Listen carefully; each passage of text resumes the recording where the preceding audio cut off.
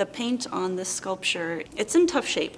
A lot of it is flaking, so before I can safely clean it, I need to consolidate that paint.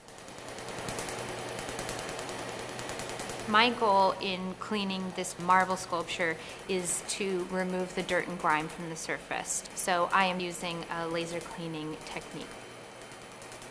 We're in the conservation labs at the Gardner Museum. Conservation is a field that is divided into three components: art history, studio art, and chemistry. A conservator needs to understand a work of art from its art historical background, what time period it comes from, who made it, how it was made. From a studio art perspective, having the hand skills to care for a work of art. And then chemistry, understanding what a piece is made up of, how it deteriorates, and then what methods we can use to care for a work of art and not harm the work of art in any way. Jessica is working on an early 16th century piece that's been carved and then painted, and one of the things that she's looking at specifically is that paint.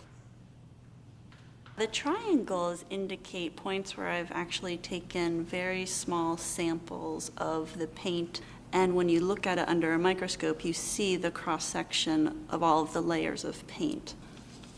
So it gives us the history of what was done before.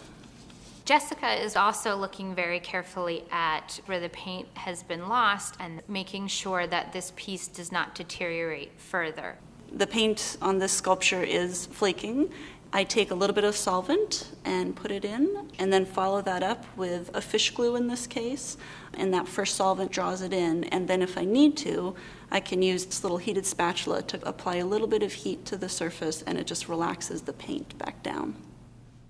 An object in this condition takes quite a while to conserve, so he will probably be here for about a year. In the field of conservation, we're always looking for the best way that we can care for a work of art. And in some ways, those are the techniques that we have been using for years.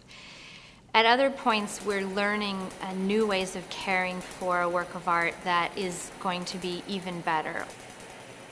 We're proud of the fact that we're one of the first museums in the U.S. to own a laser. It is a machine that was originally developed for the medical industry. Most significantly, it's used to remove tattoos. And the way that it works is it produces a beam of energy that is absorbed really well by the dirt and grime on the surface of a marble sculpture. The noise that you're hearing, it's a snapping noise, and that's actually the point at which the dirt is absorbing the laser energy. It's fairly quiet when you're directing the laser beam at an area that's already clean. By bringing back the original marble surface, you're allowing the visitor to really see all of the detail in the grapevine or the muscles of the figure. It's very exciting for us when a frequent visitor says they're able to appreciate a piece in a different way because of the work that we do. It's a really wonderful feeling.